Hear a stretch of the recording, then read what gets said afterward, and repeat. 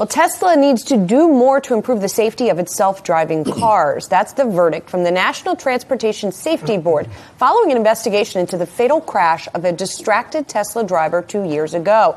That driver was playing a game on his smartphone when his Model X crashed into a highway barrier. Joining us now, Yahoo Finance's Pras Subramanian. And Pras, the NTSB also saying regulators need to step in some way. But this, again, seems to show that autonomous driving is just not as mature as perhaps the promises said it was.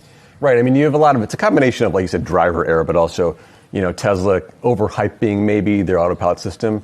They're criticized for, not monitoring the drivers as much as they should. Cadillac Super Cruise has a camera that watches your face, so you kind of know when you're kind of moving around. But so it's a combination. Looking at your phone and playing a game? Yeah, I mean, the guy's playing a game. I mean, what do you expect to happen if you have a semi-autonomous system that's not always keeping track of things? I'm glad you say semi-autonomous. I'm going to call out my older brother in Atlanta, who's not watching. He's got a Tesla, loves his cars, had a couple of them. Mm-hmm. And he picked me up at the airport, and he said, look, and he took his hands off the wheel. And I was yelling at him. I said, you're not supposed to do this. Yeah. I mean, it's semi-autonomous. And I believe Tesla had told people like my brother and the other drivers is you have to still pay attention. You still have to be ready to grasp the wheel. Well, even calling it autopilot is a little bit misleading. Yeah, that in and of itself is sort of giving me the impression that you can just sort of sit back and relax. I mean, they've added more, monitoring of like keeping your hands on the wheel, things like that. Rick and Newman and I tested the Model 3 last year with the autopilot system. It's been upgraded since then, but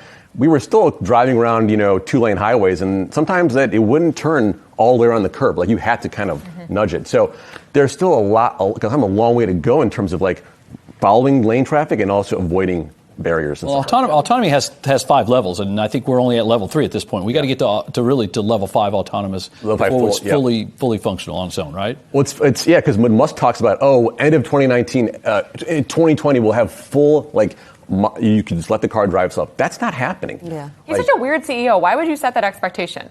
Right? I mean, when we're seeing the problems they have right now.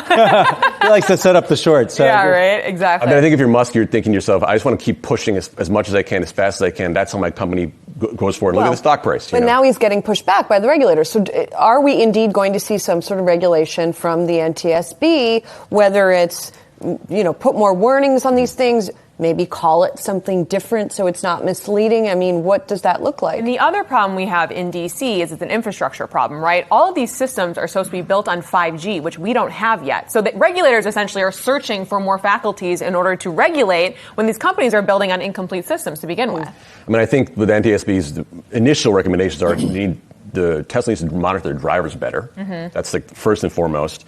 And then limit the use of the automated systems where so GM Super Cruise is only on highways, only on interstate highways. Tesla, you can use it at any time. Yeah. So that's problematic when you're, in a 2-lane highway or even possibly in a semi-urban setting too. So. New York City streets, no thank you. No, all right.